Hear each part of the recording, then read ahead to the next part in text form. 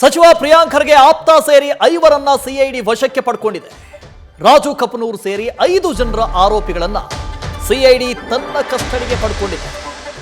ಬೀದರ್ನಲ್ಲಿ ಗುತ್ತಿಗೆದಾರ ಸಚಿನ್ ಪಂಚಾಳ್ ಆತ್ಮಹತ್ಯೆ ಕೇಸ್ಗೆ ಸಂಬಂಧಪಟ್ಟ ಹಾಗೆ 5 ದಿನ ಸಿಐಡಿ ಕಸ್ಟಡಿಗೆ ಒಪ್ಪಿಸಿದೆ ಬೀದರ್ ನ್ಯಾಯಾಲಯ. ಆರೋಪಿಗಳನ್ನ ಬೆಂಗಳೂರಿಗೆ ಕರೆತರಲಾಗ್ತಾ ಇದೆ. ವಿಚಾರಣೆಯ ಬಳಿಕ ಆರೋಪಿಗಳು ಮತ್ತೆ ಬೀದರ್ಗೆ ವಾಪಸ್ ಆಗುವಂತ ಸಾಧ್ಯತೆ ಇದೆ. 5 ದಿನಗಳವರೆಗೆ ಕಸ್ಟಡಿಗೆ ಕೊಡಲಾಗಿದೆ. ಹಾಗಾಗಿ 5 ದಿನ ಪೊಲೀಸ್ ಕಸ್ಟಡಿಯಲ್ಲೇ ಇರ್ತಾರೆ ರಾಜು ಕಪನೂರ್ ಸೇರಿದಂತೆ 5 ಜನ. ಪ್ರಿಯಾಂಕ್ ಖರ್ಗೆ ಅವರ ಆಪ್ತರು ಸಚಿನ್ ಪಂಚಾಳ್ ಆತ್ಮಹತ್ಯೆ ಕೇಸ್ಗೆ ಸಂಬಂಧಪಟ್ಟ ಹಾಗೆ ಡೆತ್ ನೋಟ್ ಬರೆದಿದ್ರು ಸಚಿನ್ ಪಂಚಾಳ್. ಆ ಡೆತ್ ನೋಟ್ನಲ್ಲಿ ಈ 5 ಜನರ ಹೆಸರನ್ನು ಉಲ್ಲೇಖ ಮಾಡಲಾಗಿತ್ತು. ಸಚಿವ ಪ್ರಿಯಾಂಕ್ ಖರ್ಗೆ ಆಪ್ತ ರಾಜು ಇವರು ನೇರವಾಗಿ ಭಾಗಿಯಾಗಿದ್ದಾರೆ.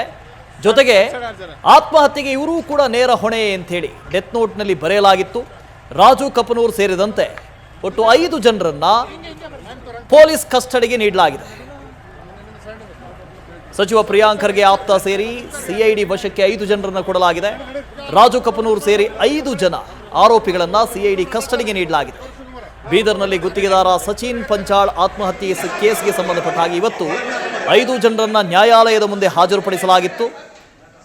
ನ್ಯಾಯಾಲಯ 5 ದಿನಗಳವರೆಗೆ ಪೊಲೀಸ್ ಕಸ್ಟಡಿಗೆ ನೀಡಿದೆ. ಹಾಗಾಗಿ ಆ 5 ಜನರನ್ನ ಬೆಂಗಳೂರಿಗೆ ಕರೆತರಲಾಗ್ತಾ ಇದೆ. ಪೊಲೀಸ್ ವಿಚಾರಣೆಯ ನಂತರ ಅವರನ್ನು ಮರಳಿ ಕಲಬುರಗಿ ಬಿಡುವಂತ ಸಾಧ್ಯತೆ ಇದೆ. ನ್ಯೂಸ್ ಫಸ್ಟ್ ನಿರ್ಭೀತಿಯಿಂದ ನಿಮ್ಮ ಪರವಾಗಿ.